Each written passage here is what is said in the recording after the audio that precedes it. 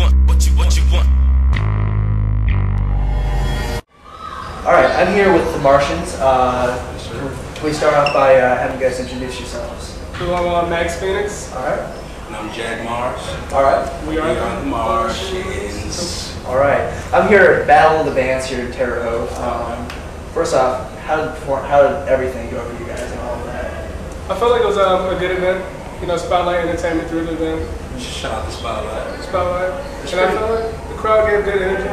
Okay. It's always good. So. Yeah. I did like the crowd participation. We got a lot of that going on our songs, so that's pretty fun with everybody hollering out our lyrics. You know what I'm saying? Pretty cool though. Nice turnout. You know, it's a nice day. It's a little windy. Right. It's cool. How hard was it to get everything in 15 minutes? Man. That was kind of an issue. That was kind of like, you want to do so much during like a set. When they give you like 15 minutes, like man, I gotta give them all of me in a short amount of time. So yeah. It's intense. All right. So let's go into a little bit of background. How did the Martians form, and when? How and when? We started late 2008. Yeah, 2008. Right after the summer 2008. And how we formed? Well, we basically met a few years prior to that. Yeah. Before we started the Martian movement, but basically had met at the malls. Yeah, met at the mall. At the mall, having some chicks or whatever. Trying to get like, yo, what's up? Like, this dude's funny. You know what I'm saying? So, you know, everything else kind of just clicked after that. Then I've always been into producing music, and then he's always been into poetry. Yeah, no, right. So that kind of joined forces. Wow. All right. Where did you come up with the name Martians, and what's with the whole alien sound and theme? Basically, if you look at us, Martians, you wouldn't know, but we're actually from Gary, Indiana. So people hear that, they're like, whoa. 219. Like you're from somewhere else. I'm like, no, yeah, you know. From the G. We just tend to stand out all the time. Being a Martian is basically just, I wouldn't say not caring. It's like caring, but not caring at the same time, if that makes any sense. Yeah. Like, we call ourselves the Martians not because we're on any crazy sci-fi type of, you know what I'm saying, film or anything like that, but basically, I'm just adding on to what he said, basically was, if you feel alienated by being yourself, you know what I'm saying, basically just we do us, and it's a little different, you know what I'm saying, so, you know, that goes from the way we dress to our music even, you know what I'm saying, it's not what everybody else is rapping about, especially from our area, you know, so, you know, I guess that pretty much sounds good. No, sounds good. Okay. What got you interested in music? I've been into music since forever. My parents are actually young, so like I think they actually formed a big well, they played a big role for me because my dad listened to hip hop a lot. That's when I was a kid. I had to steal his CDs, you know what I'm saying? Probably shouldn't have been doing that, you know. It's a whole lot of language which paved way into the music I make now, but you know, I think so for sure. Those guys rocked it tonight. Oh yeah. Was it good? But pretty much got started with music, I guess, at a young age. It was just the way music makes you feel. Like when you hear something that's like awesome, your face like gets numb. And I just want that feeling all the time, so I started making music basically. Okay. Now, I read somewhere that you've headlined shows sponsored by Rockstar and Monster Energy drinks. Is that correct? That's true. How'd that come about? And what's that like for you guys? It was like a collaboration with like a frat and us. That's kind of like how we do like with like house parties or frat parties. Okay. And basically we went through and got sponsored by the Rockstar Energy drink to like come bring tons of that so we can mix it with some stuff. Nice. It's pretty crunk to say the least. Everybody's all amped up and stuff, you know what I'm saying? Like, yeah, it's pretty cool. Yeah. Okay. So you have a very electronic sound to a lot of your songs. How did you come up with such a, I guess, distinct sound to a lot of your music? Well, I think the basis in our music is what we listen to. We listen to a lot of different stuff, not just hip hop, but like electro. We got influences in jazz.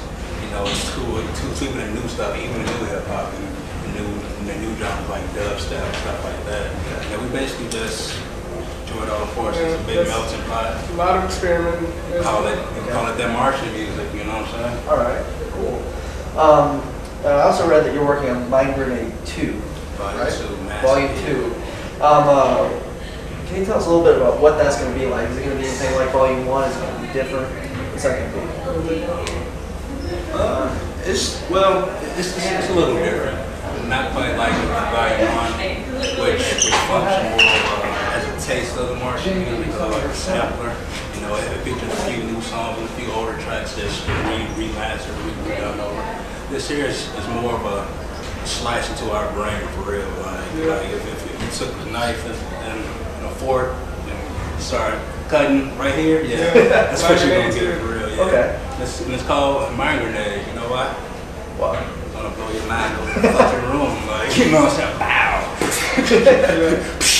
You should work that out. All right.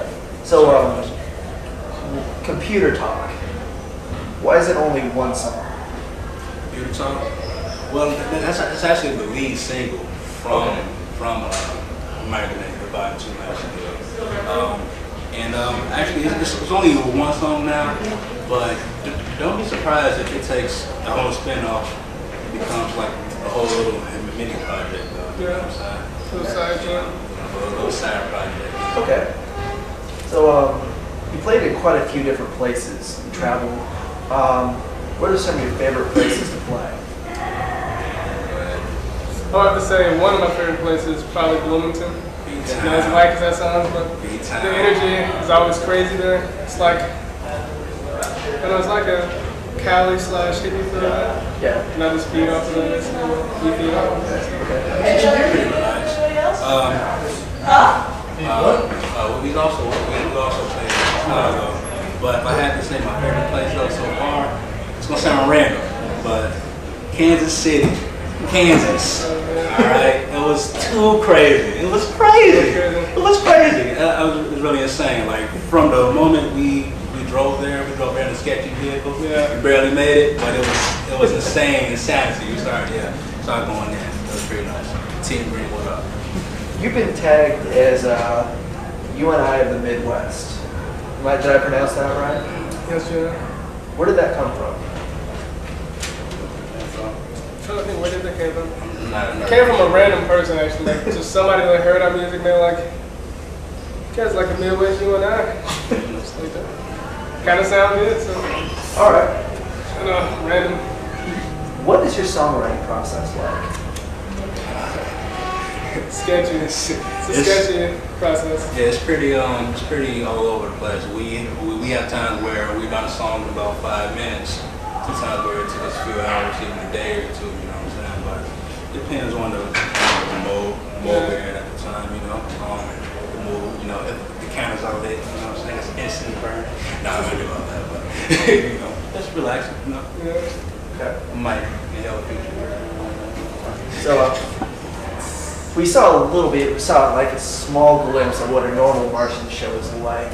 Yeah. Energetic, working the crowd, Hulk hands. That was really interesting. Where did the Hulk hands come from? In the middle of the set, pulling out incredible Hulk hands. Those aren't even ours. Those aren't even our hands. We jacked them for the show tonight. Yeah. Probably bought them out. We're just thinking what would just grab them basically. What would grab them? But I don't know where it came from though. You just found them pretty much. Like Team Green, Hulk hands, just went together. Explosions and stuff. You said we're starting to run out of tape. Want to switch over? Okay. So we saw a little bit tonight. What is a full set like at a normal Martian show? Let's say a full set is basically like any full story or any full movie you see. Starts, shoots out, and hit that peak where your nose starts bleeding. Then it just drops off and try to smooth it back out. It's a whole ride basically. Okay. That's what everybody tries to do, I guess.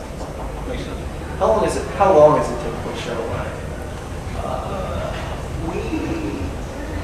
Typical Martian show, like people have paid to come see the Martians. That's it. It's like a nice hour, or you know what I'm saying, or I say from 45 to an hour. You know, we have our DJ cutting all the time and all that stuff. Mash that up, so. Most interesting thing that's happened during a show for you guys? I remember once we were in B-Town doing like Little Five with like the Villas. And like this lady was like rocking out in front of us, like getting crazy. And she just like literally fell over like dead. Oh yeah! And Hey! she rocked out. Yeah! Hey, yeah! Was that the block party? Yeah, we did a block party like 2 years ago or something like that, man. Yeah, it was, that's pretty big. I was like, damn, she rocked the face off real, like she fell off her feet. She was standing in front of us. She was like, ah, then boom. Like, damn. I mean, we have to pay hospital bills, but damn, that's pretty tight. Most interesting thing that's happened on the road on the way to a show? Tons of flat tires. I'm about to say, besides the occasional flat tire, I don't know. We got a lot of flat tires. Yeah, lots of that. I need some new wheels right now, actually, but yeah, hopefully next show will pay for that. Get some money. Each CD opens with a really kind of an interesting, cool track, kind of the end of the album. Also, Nice and Clutch opens with the '96 Chicago Bulls intro. Oh yeah. How'd you guys come up with that? Why? I mean, well, I say, being from Gary to 219, it's close to Chicago, about a half hour away. We always been huge Bulls fan, and Jordan was just our dude, man. Jordan was too heavy, Jumpman 23, man, and he could put you in that mind for your game time. Yeah, get you ready. You know what I'm saying? Just get you crunk. Okay. You know, we basically just remix the beat a little bit, add some strings, add some chords and whatnot. So, Okay. yeah, we actually might do a full song to that pretty soon. That'd be interesting. Yeah, we might do that pretty soon. So your CDs they're available for free on Bandcamp, I believe. Yes. What made you decide to do that? And was it a tough decision to make your albums available for free instead of charging? Well, I feel like right now, being that the starving artists we are right now, it'd be like more beneficial for us to like, let people get a chance to get their hands on it, Okay. try to get a feel for it, see what we're doing. Then after we got them, you know what happens then, so the price tag comes up. I'm not gonna say that. Favorite group to play with? Favorite artist to perform with? We play with a lot of DJs. I say our favorite DJ to play with would be DJ Zero in Bloomington, Indiana. And our favorite band would definitely be Stuck in the Air. Okay. Yeah. One, that's the sickest name I've ever heard. And two, they just sound fucking nuts. They're pretty tight. Pretty tight. If you play with anybody ever, alive or dead, who would it be? Man. I'll let you go. Don't have to answer. I'd probably say any idea, because their band is just sick. Okay. And their music is just sick, so just thinking we would smash bang fusion. You did.